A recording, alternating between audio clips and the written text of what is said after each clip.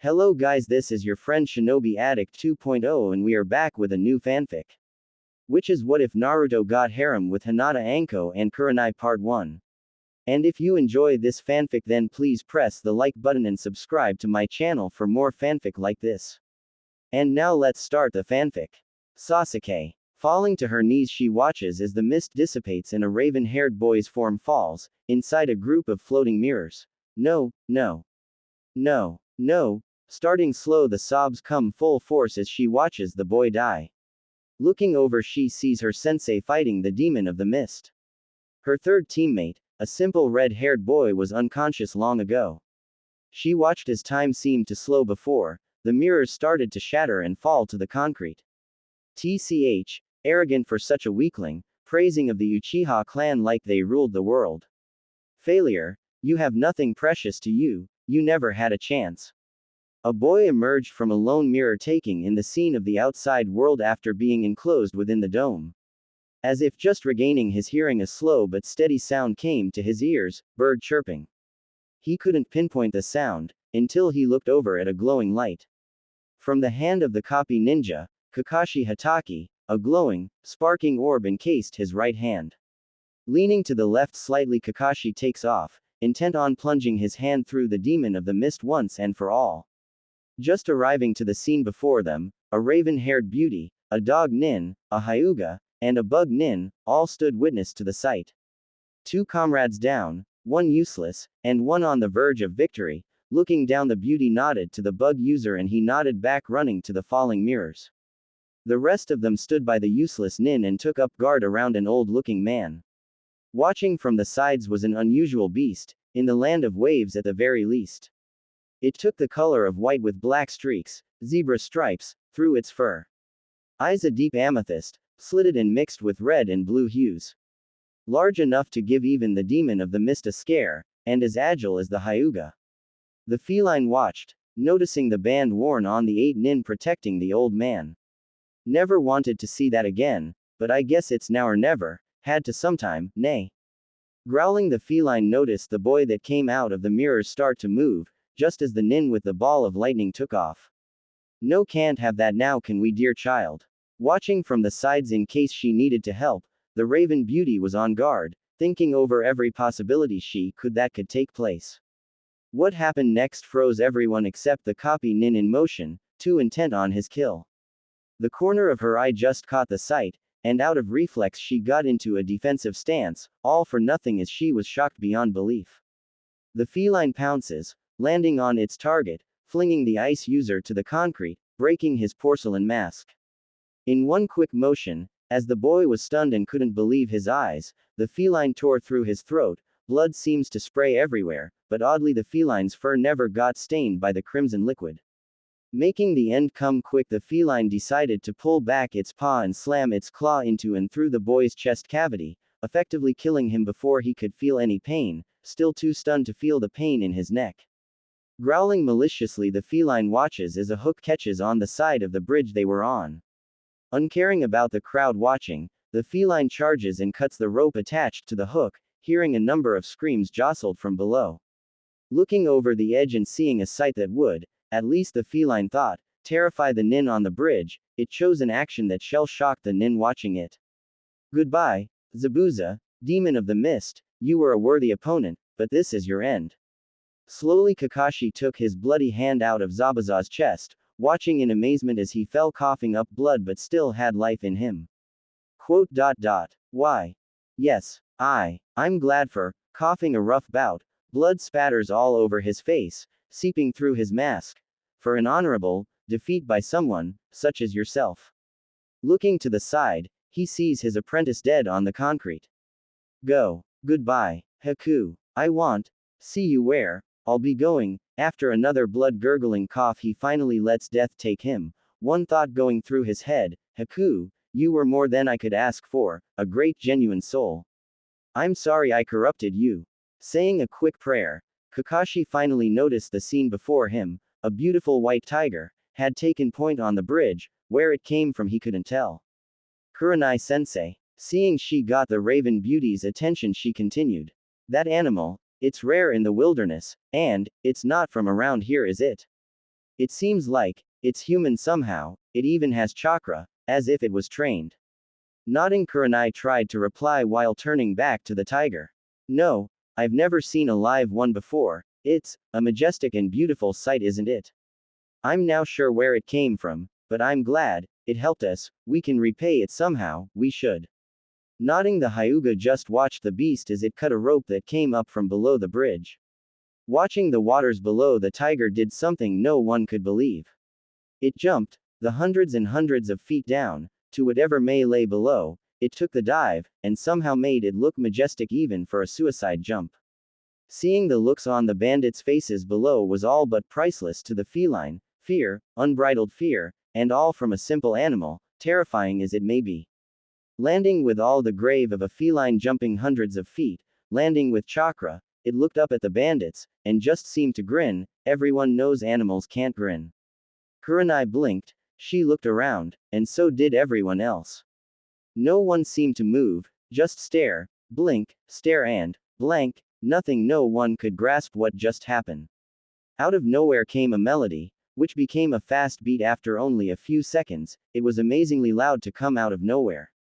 I know you'll be there to see the tables turning. Wake up tomorrow and watch the bridges burning. I can see it in your eyes.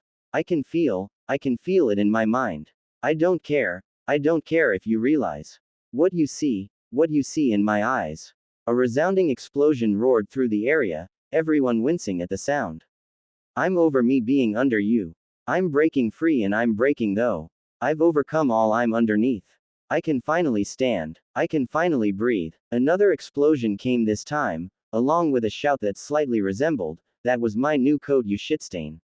Remember when we first had the thought of living? A perfect picture. But I did all the giving. Gave up my passions to try to make you happy. The joke is over. And I'll do all the laughing. I can see it in your eyes. I can feel it in my mind. I don't care if you realize what you see in my eyes. I'm over me being under you. I'm breaking free, I'm breaking through. I've overcome all, I'm underneath. I can finally stand. I can finally breathe. More screaming ensued, something about a pair of pants this time. I can see it in your eyes. I can feel it in my mind. I don't care if you realize what you see in my eyes. Suddenly the music stopped. Everything went silent. Everything was calm. That instant was shattered as quickly as it came. From nowhere came a pressure. Kurenai, along with Kakashi, could only gape at the amount of compressed chakra down there. After a bright flash and once again another large explosion, this time big enough to shake the ground they were on, everything was once again silent. The nin were all apprehensive to look over the edge, not wanting to see what happened. After a quick reminder, everyone was curious. Anyo, where's the tiger? Kurenai sensei, is it okay? The Hyuga asked slowly to her teacher. Not knowing what to say, the Raven Beauty just looks at her for a second before slowly starting the trek to meet with Kakashi by Zabuza's still bleeding corpse. So, I take it he's dead. Trying to lighten the mood slightly as they arrived, the dog nin looked down at the demon of the mist. Well, we would hope so, Kiba. If not, then he wouldn't be human, even if his title is Demon of the Mist. The bug user said as stoically as he looked.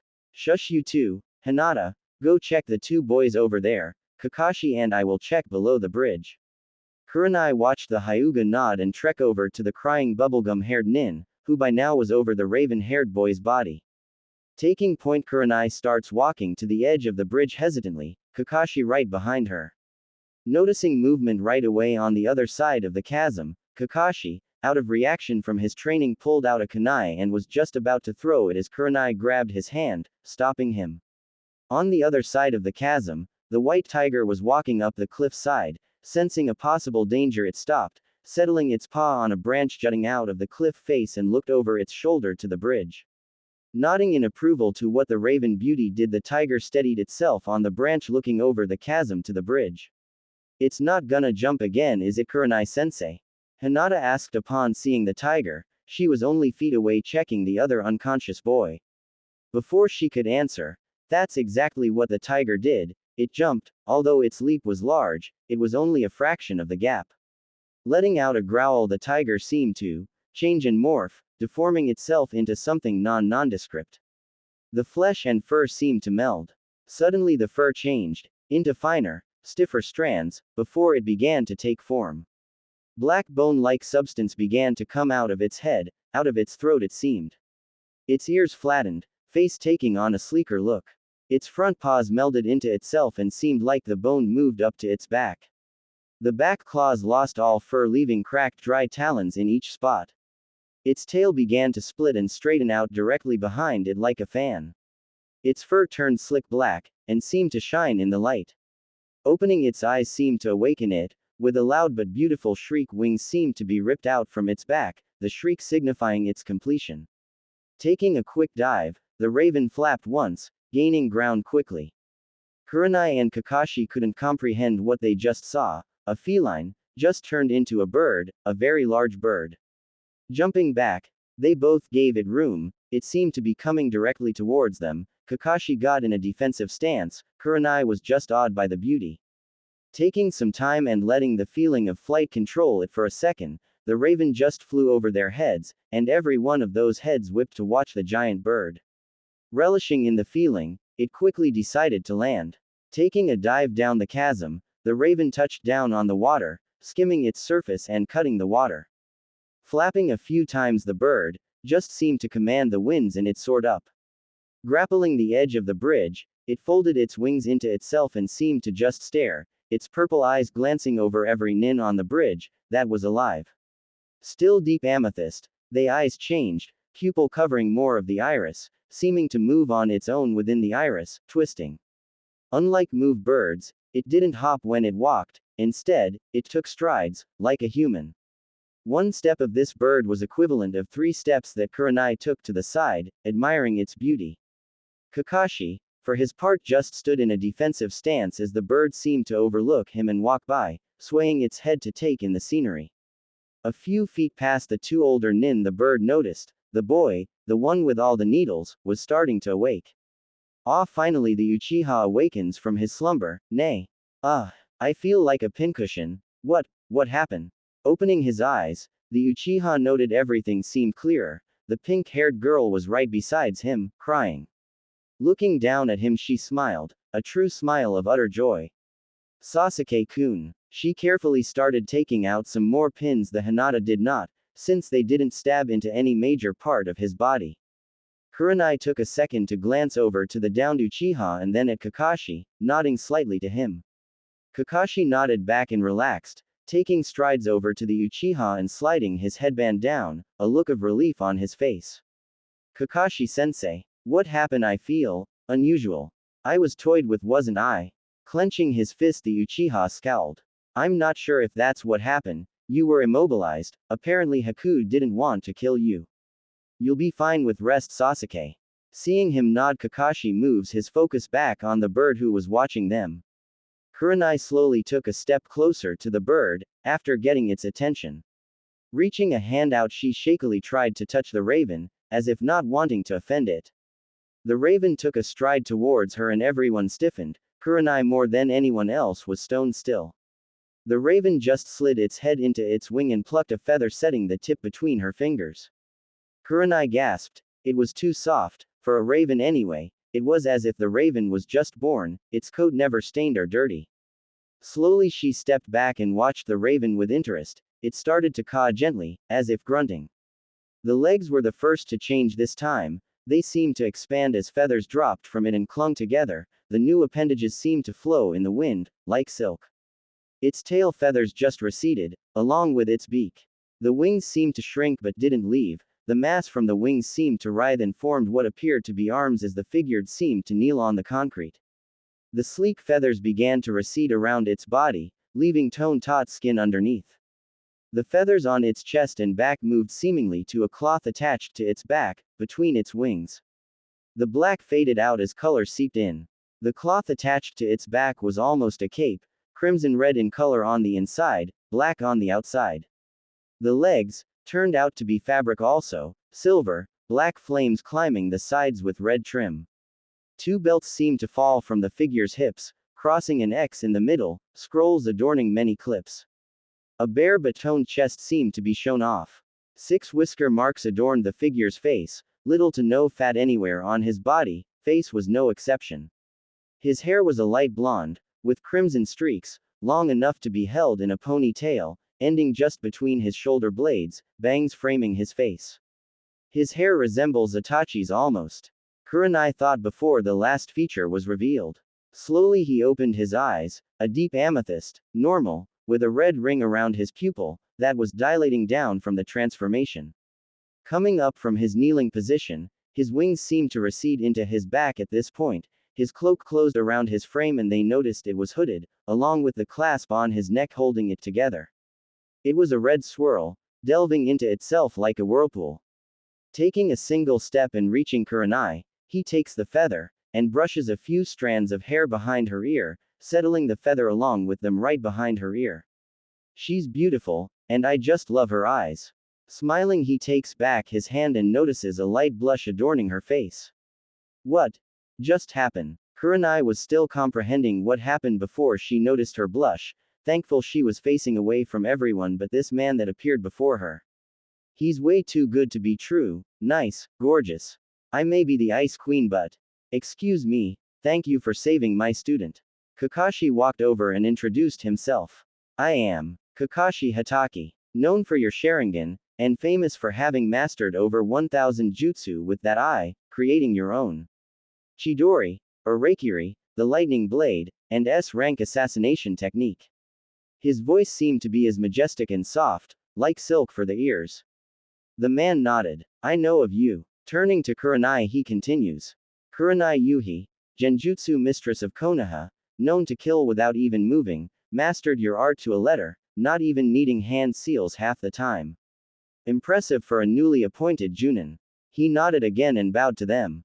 Assuming by looks, you also have an Inuzuka, along with his partner, a Hyuga, and Aburame, on your team Kurenai. Kakashi, you seem to have one of the last Uchiha, who seemingly just activated his Sharingan. Chuckles lightly. I don't recognize the Pinkett, and if I remember correctly, the last one is from the Terumi clan I believe. Not yet having his bloodline under control I see. Kakashi stiffened. How do you know so much about us? He took a defensive stance, knowing he wouldn't last but could hopefully delay him to let the others get away in case they need to run. The man smiled, a small smile taking in the looks everyone gave. Kurenai was on guard but almost amazed, Sasuke was scowling, Hinata was stunned, Kiba was growling along with his dog, Shino the Aburame, stood there but buzzing could be heard easily. The Terumi and the Sakura were both sitting amazed at this person knowing so much. I just read up on my home is all. I hate Konoha, but if I need to fight I need to know my enemies, if I don't then it's a good conversation starter, nay. He grinned a playful grin and Kakashi faltered slightly. Why do you hate Konoha? Kiba screamed, being brash. It's a great place, the biggest shinobi village and. Kiba, be quiet, it's not time for you to talk. Kurenai chastised him as she watched the man, while being slightly more on guard. Sighing he looks to Kiba and both Kurenai and Kakashi fall into a full defensive stance when he takes a step towards him, but ends up using that step to fall and sit down where he once stood. Well now, that would be a long story to tell wouldn't it? Let's just keep it simple shall we? Konoha was once a very good village yes. Went through all their heads. I say was because they may be top dog now, but they have laxed on their training and on their defenses. Anyone can attack right now, any village, and deal immense damage, maybe not win, but the damage will be great enough for a second wave to come and take out the village. He watched as realization dawned on the two Junin nin. Now a few years ago, I lived there, a few, as in, maybe 13 years. 14. I was the pariah, the hated one, unwanted, so one day, I left. They got their wish, I was gone from their lives, and they have peace, as they see it anyway. Little did they know if trained right, I would be one of the best nin alive, better than your Yondaime. Kakashi was gawking now, being his student he just knew how strong Minato was. I left, with a reminder in place, to come back, at some time, and see Oji-san before he passed. He was the only one who treated me as I should have been treated, along with a restaurant owner. Ichiraku I believe. Kakashi started to think on who this man could be. He's about 16, maybe 17, could he be? Kakashi was taken aback, staring at the man. Maybe he figured it out already. If not, too bad. My name is Naruto. Kurenai and Kakashi gasped. Kakashi because he was Naruto's guard when he was in Anbu. Kurenai because she's heard about him from the Hokage, and has met him a few times before. Dobi, what's your full name? Sasuke said, standing with some help from Sakura. Venom seemed to lace his voice. Uchiha, arrogant as any other. At least I've met one good-natured one. Letting the venom slide away, he looked back at Kakashi. You know who I am, don't you? Slowly Kakashi started to nod, just barely. You should, I'm the son of your sensei. Kurenai gasped again. He was implying, to be. Looking over at Kurenai, he smiled. Yes, Kurenai-san. I am in fact Naruto Namikaze. Son of Minato Namikaze, Yondaime of Konohagakure. The genin were the ones to gasp this time, the Yondaime being the most famous person to come from the village, also the strongest. Naruto, I'm sorry I couldn't keep you in Konoha. Kakashi said as his defensive stance left him almost as fast as he went into it. Smiling slightly. You know, Scarecrow, if I remember correctly, you tried to shove a Chidori through my chest. Kakashi, having the decency to look ashamed, and averted his gaze from the blonde. Yay, about that, it really doesn't matter anymore, I'm over it. Just like all the scars Konoha has been kind enough to treat me with. It all just adds up to more of a reason why I hate that village, but for the old man I'm coming back, and if you don't mind, Kurenai-san, I'd like to come with you and your teams. Yay, sure, I suppose, I mean it wouldn't hurt for you to come with us, better than being alone. Kurenai nodded and watched as Kakashi started to rouse his one unconscious student back into the living world. Shino, inspect the area around us please. Just check it, see if there's anyone else around. Tazuna, please get to work on the bridge, we will take care of the bodies, and clean up while you do. Kurenai instructed to the two, nodding. Tazuna started to struggle out of his stupor. Tazuna-san, if you would like I can help you out. Everyone looked at Naruto wondering how he could help. Well, it would make it quite a bit easier for you, might even get the bridge done sooner than expected. Naruto grinned at Tazuna. Yay, sure, if you want to help that's fine with me, I'll just, Kage Bunshin, a small cloud of smoke covered the bridge. Before the smoke cleared, Kakashi had one thought through his mind. How many did he make? He must have a huge chakra capacity to make so many. As the smoke cleared, it revealed to have an endless amount of Naruto. There's about 300, give or take 10 either way. Tell them what to do and they will no worries. Helpful? Nay. He grinned as he noticed everyone's eyes widen and jaws drop. What? It's not that hard for me, I mean this isn't even the amount I use for my training, though I do regularly send them out on civilian jobs. The teacher's eyes widened even more at this. What kind of training does he do that can use more than this? Coughing and regaining her composure, Kurenai turns to her students. You three will help with this also, we need to get this over with before Gato can realize his mercenaries are all dead. Watching her team nod, she smiles, turning to Kakashi and notes as he told his team the same. Kurenai, I'll be helping Tazuna with what I can. Nodding to him, she opens her mouth to speak but was cut off by Naruto. I'm going to take a walk. Kurenai, would you like to come with? I hope to run into Gato's hideaway and I would enjoy some light company. A few years without it and I would like to have someone to chat with, only logical nay. Giving Kurenai a smile that made her heart skip a beat, he turned and started to help Kakashi clean up the bodies of Haku and Zabuza. Think it over for a few minutes. I'm going to help Scarecrow over here clean up. Getting a nod from her to signify she'd think it over. Walking over to Haku's body, Naruto picks him up, and takes him to a soft spot on the grass, setting him down with respect. Naruto gets up and walks back to the bridge. Scarecrow, I'll take Zabuza's body, you rinse off the bridge. It'll be faster than trying to do it one at a time. Nodding to him, Kakashi watches as Naruto picks up Zabuza with ease as if he was a child. Watching him go to the grass along with Haku, he takes up his job, going through some hand signs. Water bullet, spitting out 4 large balls of water, 2 hit each blood stain on the bridge. Each with enough force to spray the blood off the bridge after diluting the color, making a light pink, barely noticeable as the crimson liquid. After his job was done, he decided to watch over the genin and Naruto, until he left, that is. Sending his chakra through the ground beneath him in a swift motion, Naruto thrusts his palm toward the ground. A crater appears, as his focus chakra pushes the soft ground below it. Repeating this once more, he makes a slightly bigger hole in the ground. Using simple chakra strings, merely the basics, he lifts both bodies and set them into the craters intended as graves. Letting the strings release after the bodies gently hit the dirt, he runs through a few hand signs. Flowing mud river, shooting a condensed stream of mud from his mouth, Naruto fills up the two graves. Running through more hand seals intending to dry up the mud a little bit, grand fireball, slowly the mud began to harden until he stopped, right around where it seemed the other ground was. Stone spikes, two large spikes jutted out from the top of the graves.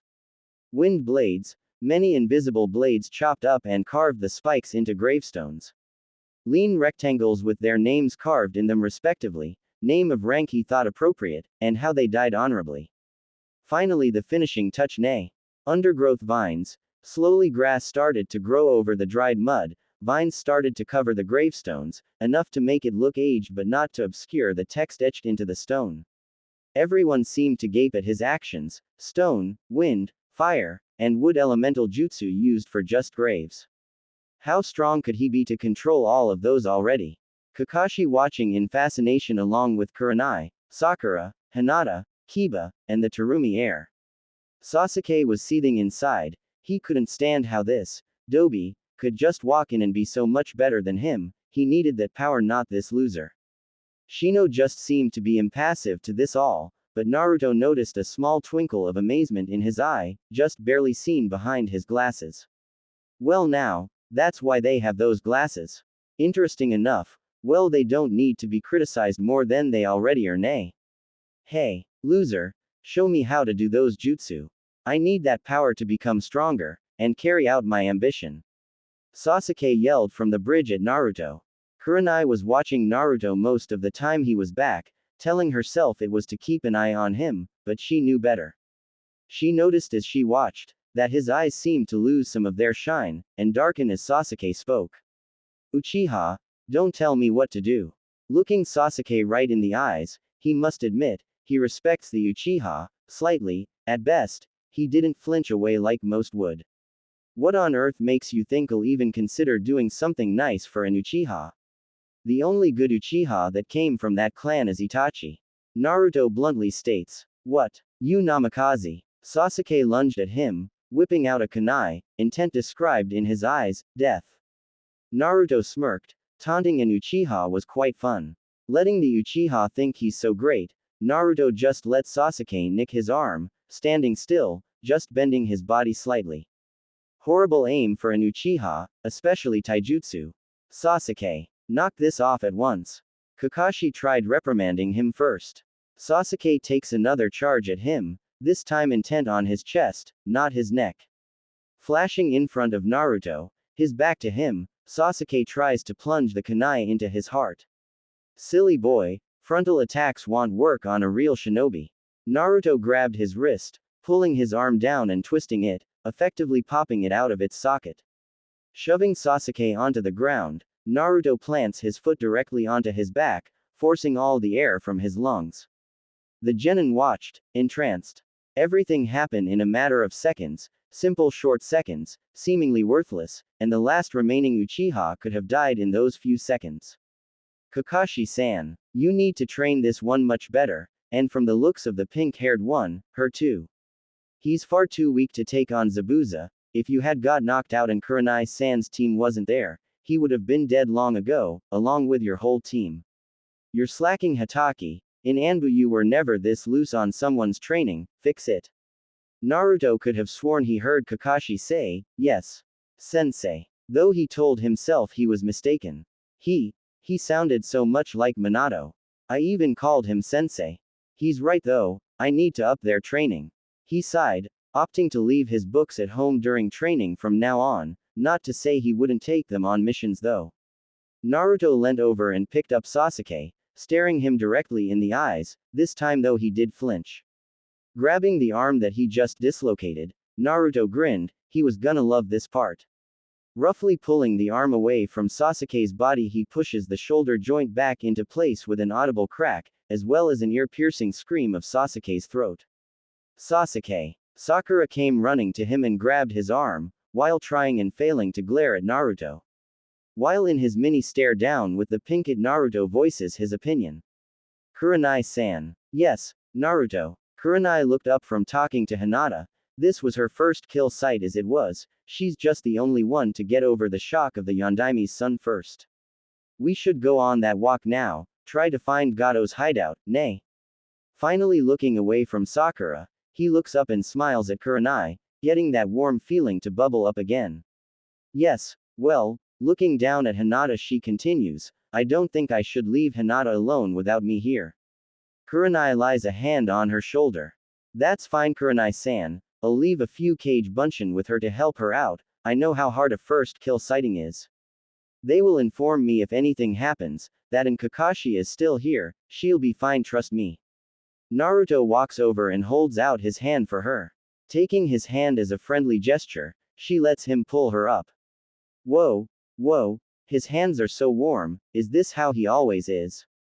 It's so comforting. Kurenai definitely notices the lack of warmth as he lets her hand go, opting to kneel beside Hinata. Hey, the first is always the worst, making sure you still feel remorse just means you're human, and you don't enjoy killing. No nin likes killing, unless they're missing nin, but that's a whole other story, nay. Smiling and softening his voice to a small whisper, he watched as Hinata giggled at his joke. A blush adorning her face at the sound of his voice. Everyone eventually has to kill, unless you're a medic nin, even so you will still see death, just let it out now alright. It will make it easier to cope with later. You'll be okay as long as you realize that when your first kill comes, it's not your fault, it was a mission and you're just carrying it out, or you're defending yourself, one or the other. Nodding to her, he can see her eyes brimmed with tears threatening to spill. Making a few Kage Bunshin, Naruto picks her up, taking her over to a tree and lets the 3 Bunshins take care of her. Treat her like a queen you guys, let her relax, make her relax, if she passes out don't move, just one expel. Turning back to Hinata he continues. I'll be taking your sensei for a while, is that okay, Hinata-chan? Hinata's blush deepens into a new shade as she nods and hugs him, muttering a thank you and to keep Kurenai safe. Naruto smiles and nods, letting the clones take care of her. Kurenai-san, let's go, we'll be back in a few hours or so. Walking back to her he decides to make this a faster route. Would you hold on please? Kurenai nods and, along with Kakashi, usher the genin to get to work and stop watching. Sasuke walks off with a glare at Naruto. Naruto for his part, transforms into the white tiger again right in front of Hinata, before prowling up to her and nuzzling her before dashing off to Kurenai. The whole process might only take seconds to complete, but it's an odd sensation to get used to the new body. Appearing in a white blur next to Kurenai, Sakura jumps at the speed it moved. Purple eyes watching her, bemused by her behavior.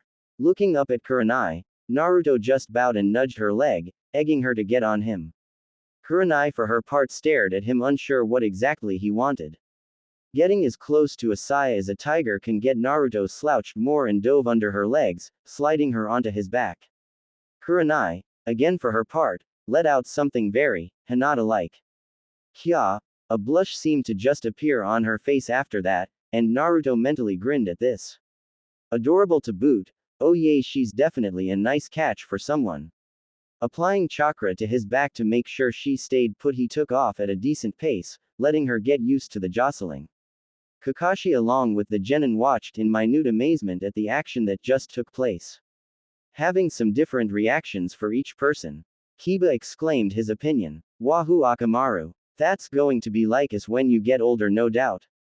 The dog just barked up at him and wagged its tail. Shino noticed his sensei's blush and tried to analyze it. She seems happy. I'm unsure. Asuma has been annoying her lately, and Naruto just jumped in. Maybe he would be good for her. I wonder if he could turn into a bug. Actually, do I even want to know that? Continuing to ponder his own thoughts and shake his head, he gets back to work. Sasuke didn't even pay attention to, focused on brooding about his loss to Naruto.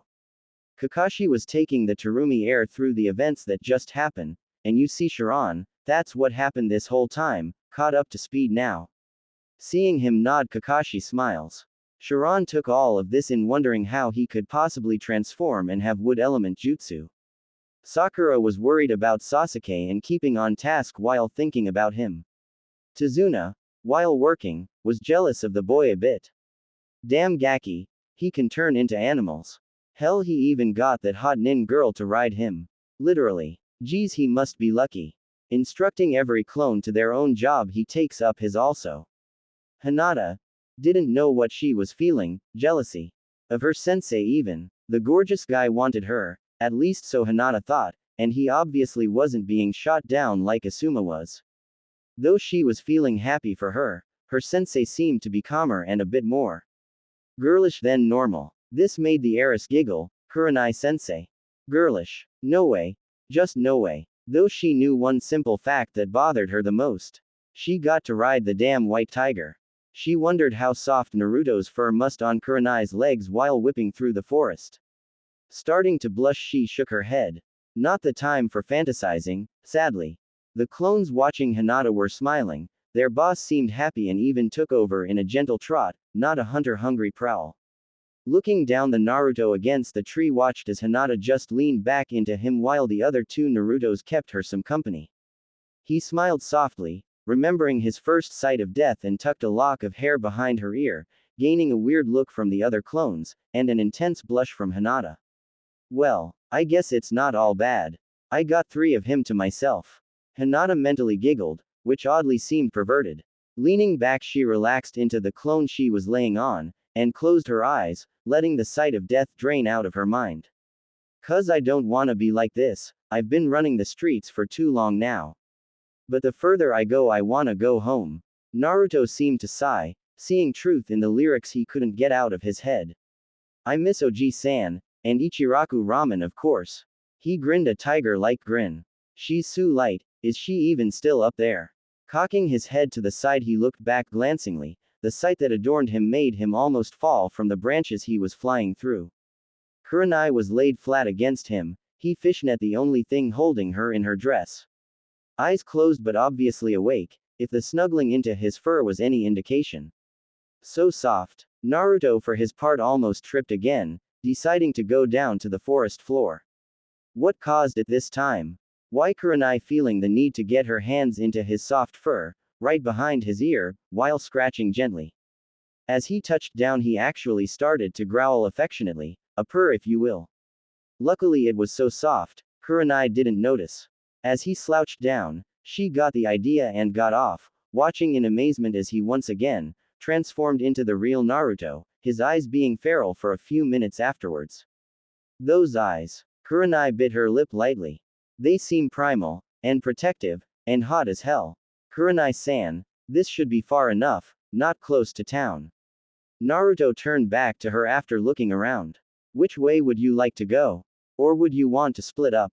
His voice seemed to falter just slightly at the end.